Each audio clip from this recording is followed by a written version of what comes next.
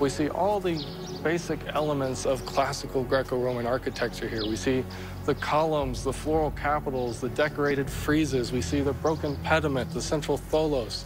And amid all of these architectural elements, we see the gods and goddesses and mythological figures that, honestly, to the average Nabatean wouldn't have made that much sense. But Glenn believes there is a hidden meaning to Petra's monuments that reveals who the Nabateans were and why they built this city. And he thinks the answers lie buried in the city's center. The secretive Nabateans left almost no written records, but they did leave a vast archaeological treasure trove.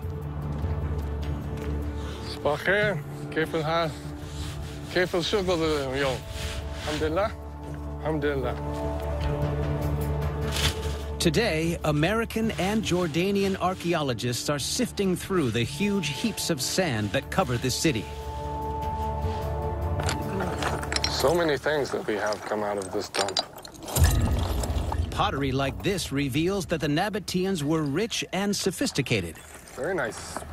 This, for example, is a very, very nice piece of Nabatean painted pottery. Very fine, very thin, almost eggshell thin wares. Very characteristic of the Nabateans during their heyday. The sheer volume of material in Petra reveals that nearly 2,000 years ago, Nabatean society changed dramatically. These nomads decided to build a new kind of city, almost overnight. It's really unbelievable how much pottery we find at just any archaeological site, but especially large ancient cities like Petra. You can walk the surface of Petra and see thousands and thousands of sherds. So what drove Petra's nomads to become city slickers? Ancient writers say that the city lay on the world's greatest trade route, across the desert to the Mediterranean Sea. The Nabateans settled here to control this trade in incense, spices, and textiles, becoming extremely wealthy. They decided to pour their new money into creating incredible masterpieces. But they used ideas from Greece and Rome that flowed back into Petra. So did the Nabateans just abandon their old way of life?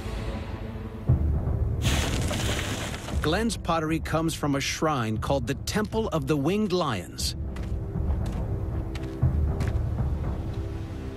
Discoveries here reveal that it was dedicated to a powerful Nabatean goddess called Al-Uza 2,000 years ago. This temple, as far as we know, was probably built when the city was really exploding with a massive building program.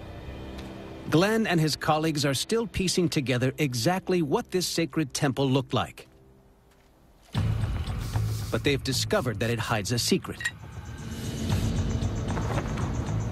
This temple may look Greek or Roman on the outside, like so many of Petra's buildings. But the layout of the central sanctuary is based on an ancient Arabian design.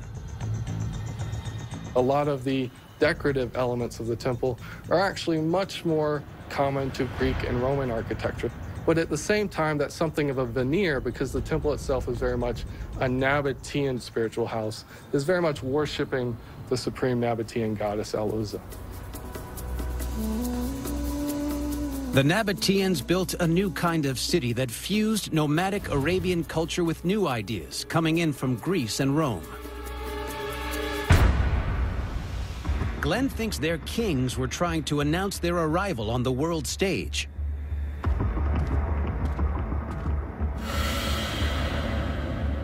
Well, we have to remember that when the Nabateans really constructed this city in the 1st century BC and 1st century AD, they were really major players in the economies and caravan trades of that time. And definitely to make themselves major players on that international stage that included Herod and the Caesars and Antony and Cleopatra, they really had to present themselves as equal partners. Petra emerged from the desert as the symbol of a new, powerful civilization.